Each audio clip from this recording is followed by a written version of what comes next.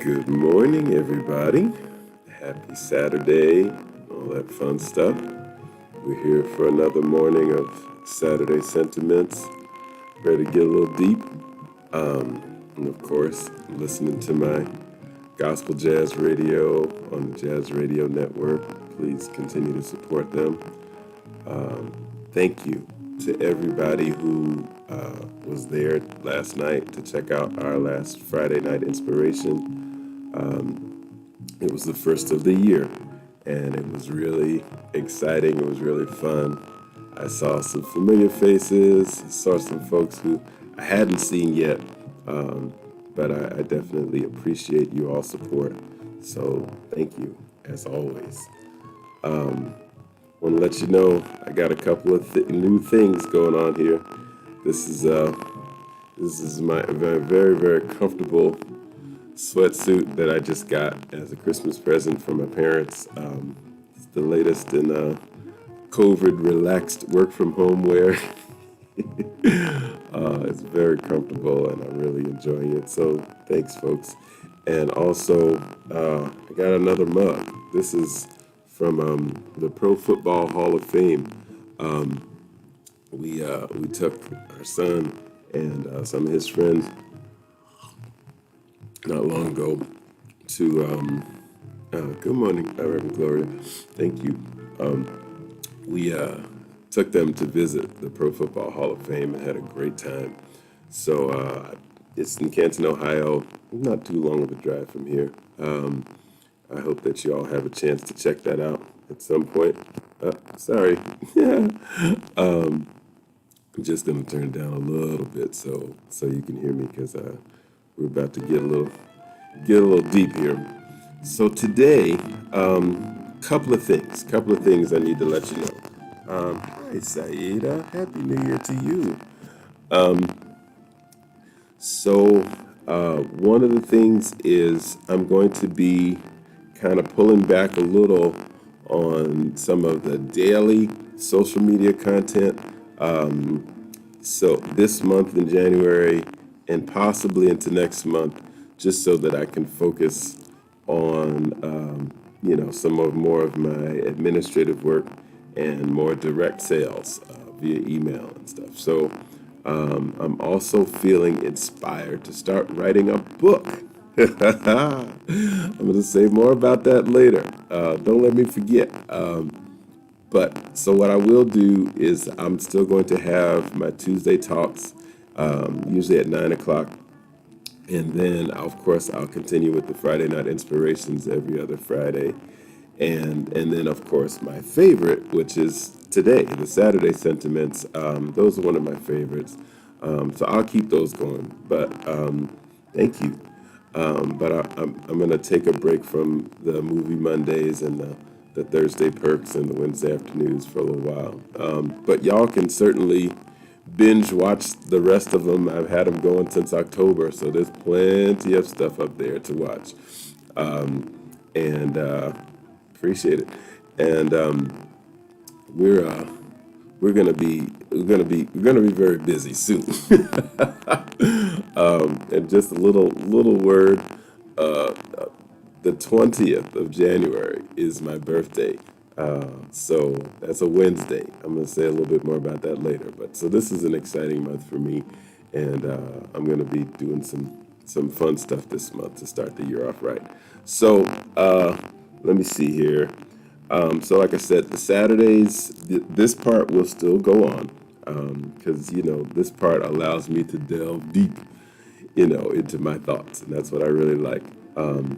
So I want to remind you of my major goal, which is to have sold 10,000 CDs, downloads, and streams by the end of June 18th of this year in order to demonstrate to the music industry and show proof specifically that there's a verifiable market for this hybrid genre of music, as we call it, and to leverage that for greater opportunities for gospel jazz artists like myself and so many others on radio, in venues, award shows, retail stores, the whole thing.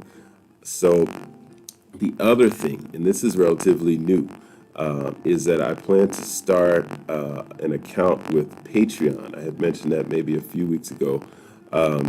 It's an app that you can get on your phone or whatever, but it's basically a subscription service, and it allows you to subscribe to your favorite artist, so that you can, you receive kind of like monthly stuff from them, whatever their particular things are and specialties are. But it allows the artists some freedom to, use their creativity in the way that they really feel, as opposed to always feeling like they have to follow the dictates of the industry just so stuff will sell. So it's a way to directly connect with the artists and eliminate some of the middleman. So I'll say more about that later, but there basically will be 4 tiers of participation, and I hope that you all will consider becoming a sponsor because it means a lot to me. So there's that. We want to definitely be able to, depending on your budget, of course, we want to be able to continue to provide high quality content to drive this music forward because that's really, really important to me, and to give you access to the cutting edge of what's going on in this new movement in music. I also will want you to think of Jazz in the Spirit as your go-to place for information on all things gospel jazz. We want to be that place that you can find whatever needs to go on. And other artists who do this music, just let me know. I want to support each and every one of you. So, my topic today is pioneering. Okay, this is not something you hear a lot of people talk about. You just kind of hear about them having done it after it's already done. Think about Martin Luther King. Think about, somebody like Gandhi. Think about somebody like Sir Isaac Newton. Think, just inventors, people who just see things that aren't even there yet, and they just create them and they just imagine them. That's what today is about. It's about pioneering. So I just started reading this book, and if you have a chance to check it out, by all means, check it out. It's called Living the Life I Sing, and it's by Dr. Alfonso Simpson and also Dr. Thomas Dorsey. He's an attorney who is the grandson of Thomas A. Dorsey, who is generally hailed to be the father and considered to be the father of gospel music. And so it's a great, great book. I'm just in the beginning stages of it, but it's already got me very excited. What's going on, Pastor Joe? Good to see you, sir. All right.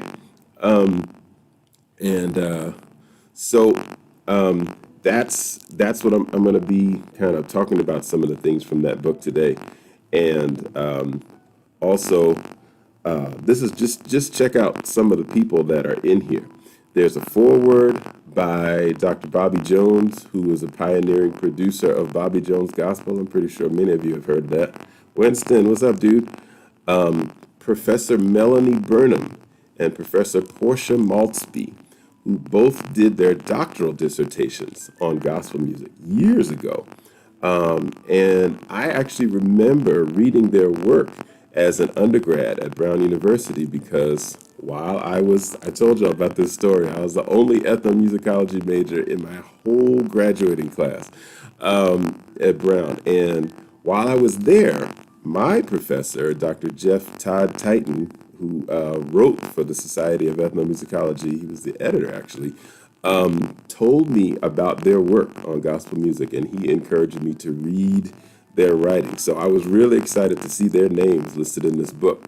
So besides them, there's also an essay by, I'm sure you probably heard of, Dr. Michael Eric Dyson. He is, a very well-known scholar and speaker in these modern times. He's on TV a lot. Also worked by two legends of gospel music, the late Reverend Edwin Hawkins, who most people know as the writer of Oh Happy Day, that blockbuster gospel song that changed the game forever. And also Dr. Margaret Pleasant Rowe, who most famously wrote "Give Me a Clean Heart," but she's a prolific gospel singer and songwriter, an expert on gospel music. Dr. Braxton Shelley, who's a colleague, and he's a professor at Harvard right now, who I know through attending the Hampton Conference and Gospel Music Workshop. Great, great musician, great writer, great musical mind. Also, there's writings by Thomas Dorsey himself, the man himself, as well as his grandson, Thomas Dorsey III. So there's just a wealth of information in this book. It's called Living the Life I Sing by Dr. Alfonso Simpson Jr.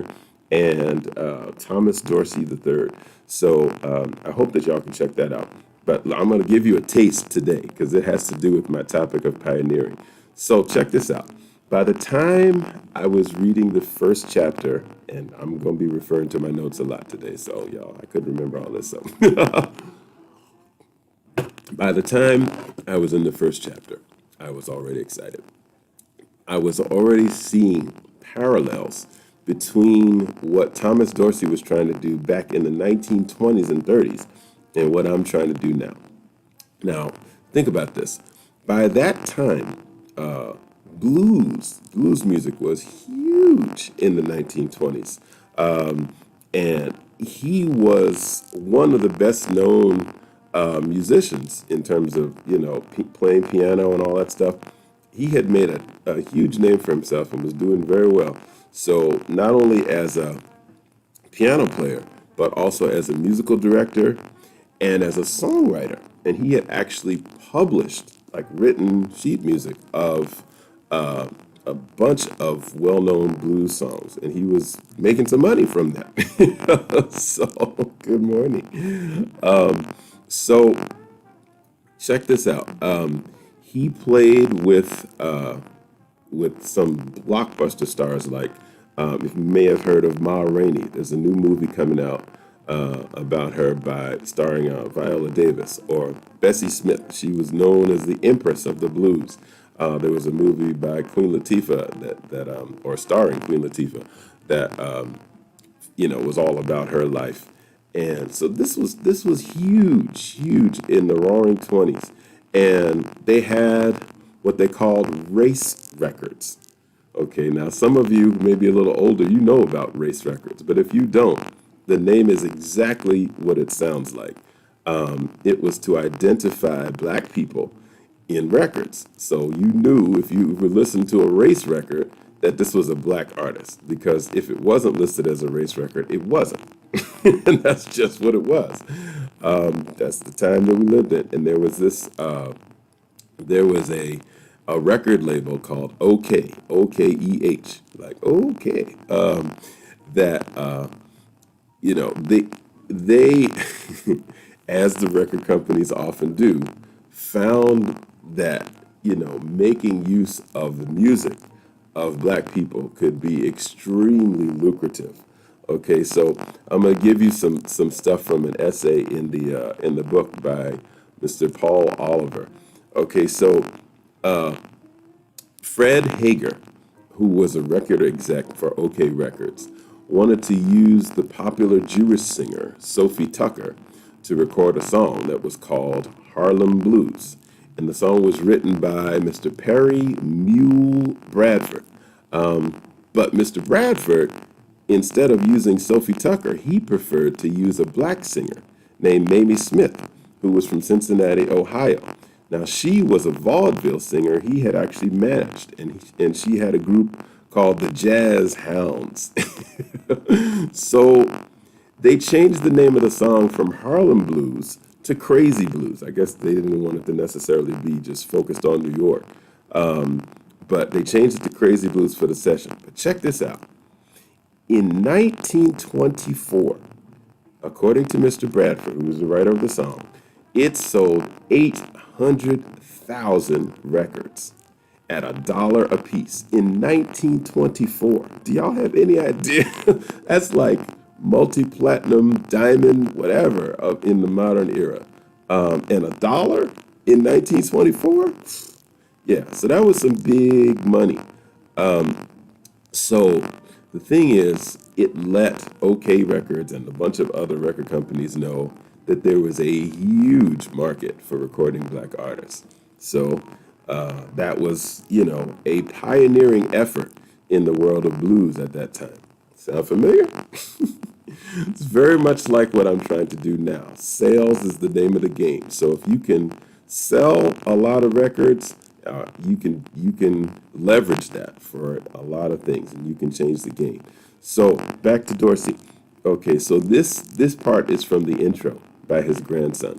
So he had already made a name for himself as a blues pianist, as a musical director, as a songwriter, and he was making good money doing it. But in many ways, the blues life and the church life, especially at that time, were pretty much diametrically opposed. You were in the bars and the saloons and all that stuff, and smelling like liquor, and all the stuff that went along with it, all the temptations of the industry, all the hard life, the industry, vulgar life, all that kind of stuff was going on. But the music was killing. And it was, like I said, it was hugely popular, made a lot of money. And so that was the pull that Thomas Dorsey was experiencing at that time. But what happened is he started to get very sick to the point where he was unable to work. And probably the road life was taking its toll on him. So his sister-in-law invited him to come to church. And as the story goes, he started thinking more seriously about God than ever before. And that night, his grandson said he committed his talents to the service of the Lord. And the next week, he started to see his health improve. And so from there, he began writing songs specifically, you know, to the Lord. And the thing is, they were still in his bluesy style because that's what he became known for and that's what he was really good at. But they didn't have the sexual innuendos like the blues songs did. These were actually spiritual songs of hope and of faith. And there was a very famous quote by Mahalia Jackson, who was one of the greatest gospel singers to ever live. She said, "Blues are the songs of despair, but gospel songs are the songs of hope." So, in many ways, they are both a response to the conflicted life, specifically of black people in particular, but people of color in general, just oppressed people in the United States. But these are two sides of the same coin, you know, and that's the reason why it's very important how it is we respond to the hand that we're dealt. So this was a pivotal point in his life. So here's the thing. As you all know about history, the Roaring Twenties came to a screeching halt in 1929 with the crash of the stock market and the coming of the Great Depression. So at the start of the Great Depression, Thomas Dorsey stopped writing secular music. You can probably imagine that, all the good life and the good let the good times roll, times that stopped rolling. So they needed something deeper, something to lift them out of their despair. And so they said that he had been dedicating himself to what he considered gospel music for some time. But he stopped writing the secular stuff completely by that time. And you got to understand that there was a financial cost to that. So he had to figure out a new way to supplement his income. So the thing is, at that time, there were not many gospel singers and practically no gospel choirs to have a gospel song even published or recorded. No market for his product. Sound familiar? Also, his reputation in the blues market was not helpful. With people taking his music seriously. young people, just imagine Nicki Minaj saying, "Oh, I'm going to start writing gospel music exclusively." Right? Can you imagine?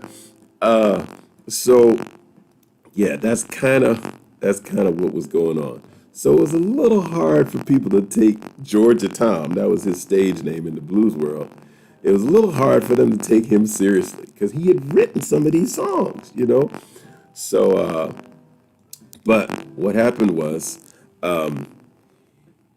there were well established churches, probably like the ones I've belonged to, because they were all around in the 1800s. Concord, that I grew up in, Fourth Baptist, that I'm in now, Second, that I was in for 10 and a half years.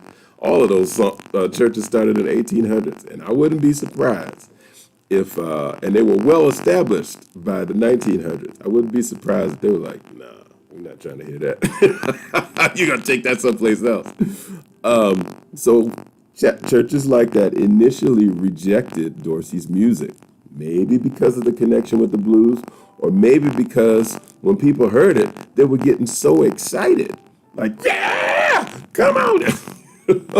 so, so you can imagine some of the stuff that was going on when people heard this music because, there were some of the same chord changes that people would hear in the saloons. And so they heard them, they're like, yeah. And they're sitting in church like, we don't do that at this church. What are you doing, brother? So, like I said, there are parallels all over the place. So this passage I wanted to just read from here because it's kind of long, and I didn't want to misquote. Hey, what's up, Deb? How you doing? There's a Let me see. Here we go. This is the passage, and this is actually from Thomas Dorsey III, his grandson. He said, as he strived to beat the Great Depression, he's talking about his grandfather, as he strived to beat the Great Depression and develop a market, the struggle refined his business acumen. Acumen, that just means, his ability, his shrewdness when it came to business. He sent out over 1,000 gospel songs to hundreds of churches across the country. He tried to present at different churches, giving away free copies as advertisement, all to no avail. He had been committed to gospel music for 2 years with no serious return on his investment, meaning he was spending a lot of money but not making it. Okay.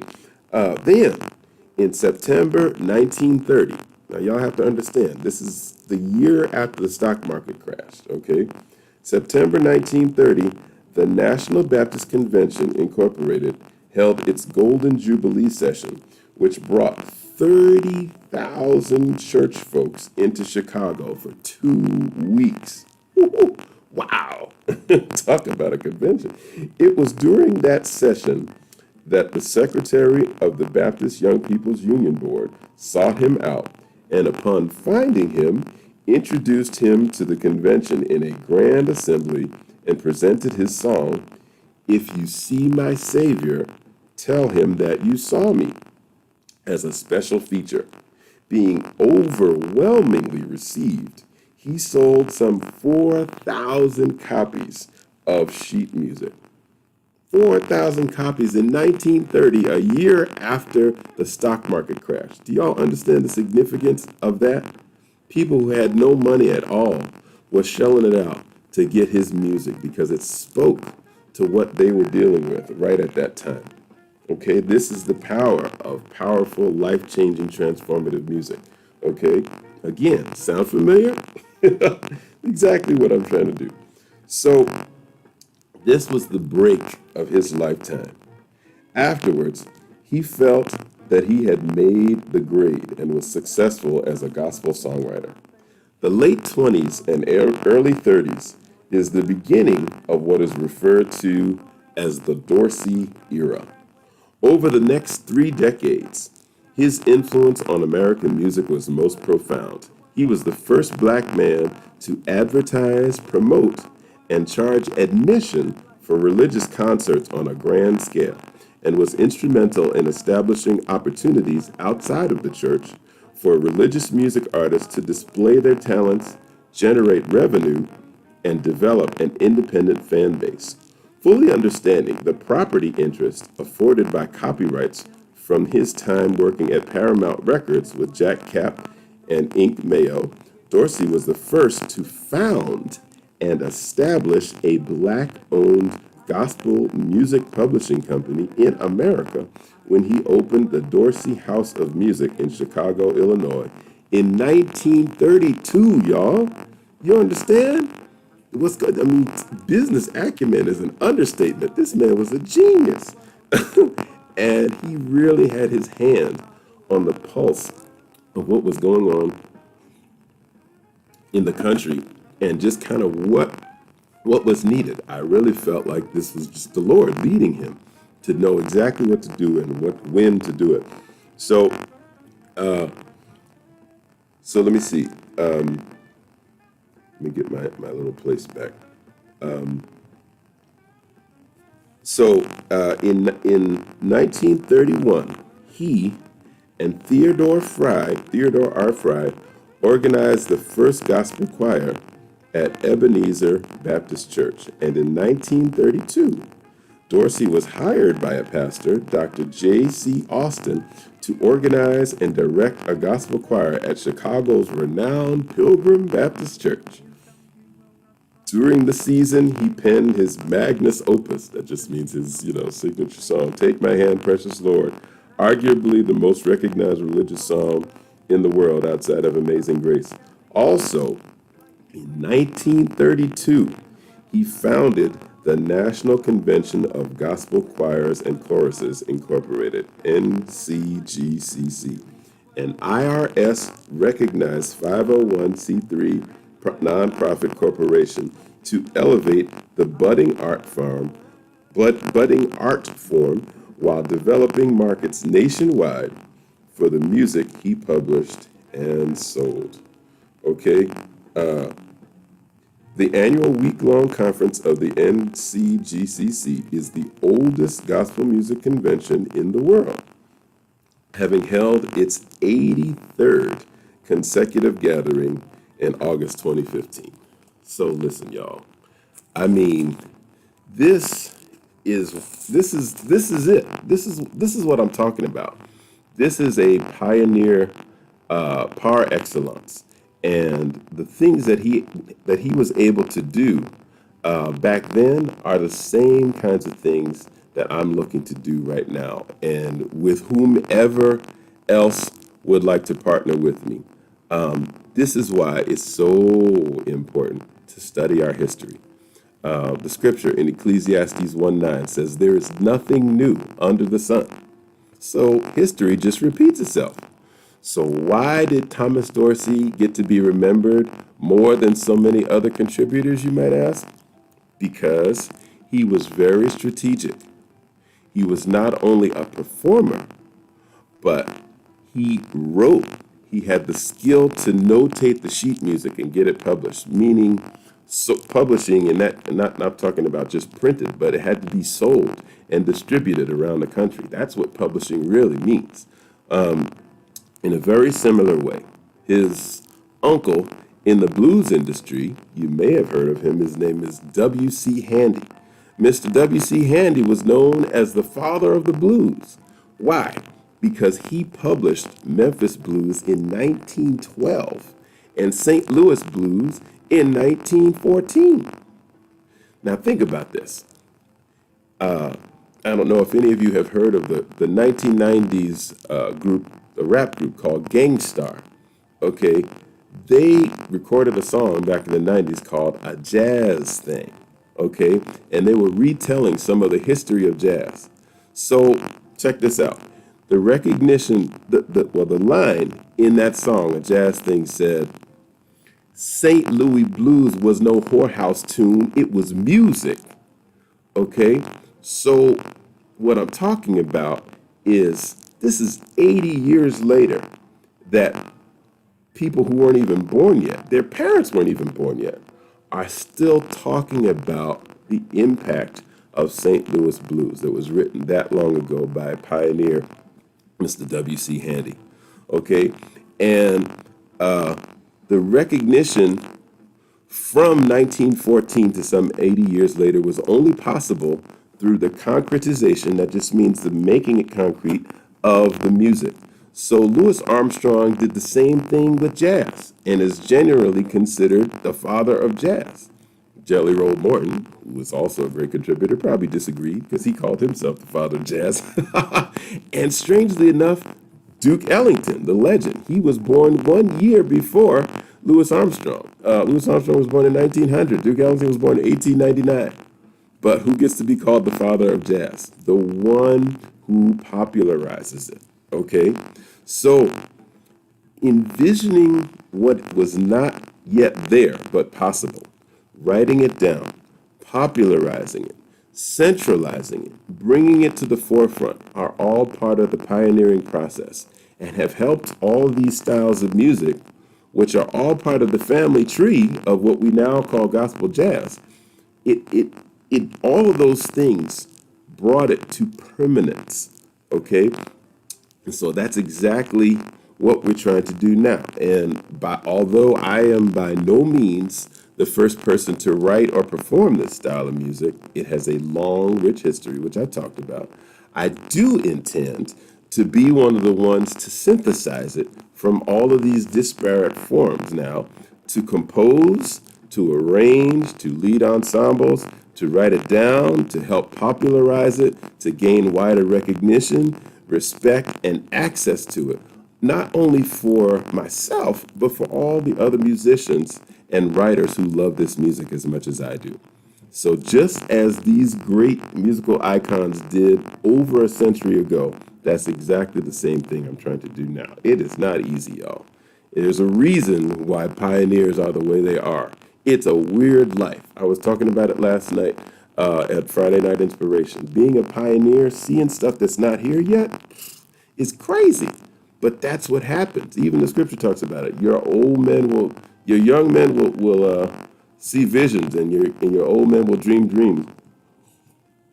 51, I'm kind of somewhere in between, but the point is, I definitely do have a vision for this, and I can see it, just like I can see the nose on my face, or just like I can see you all's comments, but it's not here yet. So in order for that to manifest, I have to do a lot of work, and I'm looking for other people to partner with me in that whole thing. So y'all, listen, I need you. All right. So let me see. For those of you who might be musicians and writers and other people who are just love this like I do, if you're excited about these possibilities, if you're as excited as I am, then please partner with me to join this movement. Send me a direct message on any of these platforms: YouTube, Instagram, Facebook. Send me an email at info@jazzinthespirit.com, and let's build something together. Because it is so, you have the evidence right there. You just heard the story of what happened over 100 years ago. It can and is happening again. Because, like I said, there's nothing new under the sun. History just keeps repeating itself. That's just the era that we're in right now. Okay? And there are others. I mean, think about Edwin Hawkins when he actually did write Oh Happy Day. It was in 1969. Okay?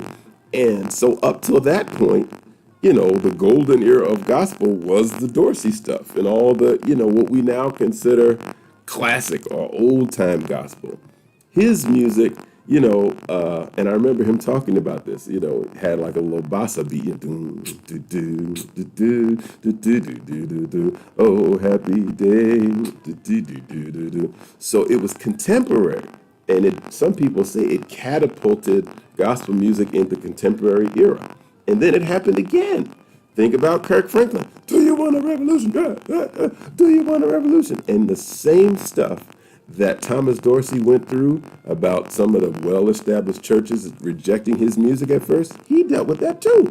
Oh, Doc, it don't take all that. I mean, gospel rappers dealing with the same stuff. So like I said, history just keeps repeating itself. Or I've experienced this myself. Why are you playing all that jazz here in church? It sounds like I'm in a jazz club. Well, this is the way it comes out. This is the way the Lord gives it to me. So, I'm going to try to not, cause this to be a stumbling block to you, but I got to give what the Lord gave me. You know what I'm saying? And so that is what Jazz in the Spirit is. It is that manifestation of the Spirit moving through me to bring this music out. And not just me, but so many other wonderful writers. So I mean, I want y'all to join in this journey with me. It's so exciting. I mean, I hope y'all are excited. I'm super excited. And reading this book has got me pumped. Which, by the way, I mentioned earlier, has got me started writing, not music, but text. I actually started writing what will eventually become a book on gospel jazz. Just started it. And I'm hoping it won't take me 21 years like the Jazz and Spirit CD. No, I don't think it will because I'm really excited. And I kind of got an outline already. I've never done this before, but I think it's time. I think it's time. That's part of the concretization of this music. Write the vision down, that the messenger can run with it. That's what we as people have to do more often. So somebody else doesn't get to tell his story about us and our story. You feel me? All right. So the one other thing that I want to say about gospel jazz in particular is, and this is for all of our art for art's sake people, this is not music that's just here for its own sake. Not to just say, oh, what a wonderful piece of art that is. The artistic interpretation and the cultural manifestation are remarkable. Yeah, that's cool. But it's actually music to call us to action, to inspire you to go and to do. Do what, you might ask? Do make a difference in the lives of others. Do your part to make this world a better place. Do something to benefit someone else, whether or not you get acknowledged, thanked, or celebrated, just because it's the right thing to do and it feels good to do it. All right? Does that sound good? So, guys, that's it. I want to thank you guys for being here. I got some other stuff to share in the coming weeks, but I definitely want you to continue to help support Jazz in the Spirit. You've already heard about my sales goal, 10,000 units by June 18th, 2021, so that we can demonstrate to the present music industry the same thing that Thomas Dorsey and all those folks demonstrated, and Mamie Smith and so on, demonstrated to that industry over a century ago. Okay, the principles have not changed. The record industry still does its best to profit off of our artists, and they make way more money than they share with us. That hasn't changed, but we want our place at the table. So that's what we're trying to do here. If you can support, there are lots of ways to do it. We've got a Cash App thing, we've got Venmo, we got PayPal, we got Zelle, we got check. You can send a check or money order. I got a new P.O. box for the new year. It's P.O. Box 72842. So for those of you that are still writing checks and stuff, we're about it. So, yeah, so you look at my flyers and all that kind of stuff. It's got all my information on there. I hope to see you all for my Tuesday talk next Tuesday, January 5th. It's going to be at 9 o'clock. And also, like I said earlier, my birthday is Wednesday, January 20th. And besides the fact that there's something else going on that day, I do plan to do something special. I'm not sure what yet, but just look for it. And I hope to celebrate with you all somehow too. So Happy New Year. And I hope that you guys have a super blessed day and enjoy the rest of your Saturday. All right. So y'all take care.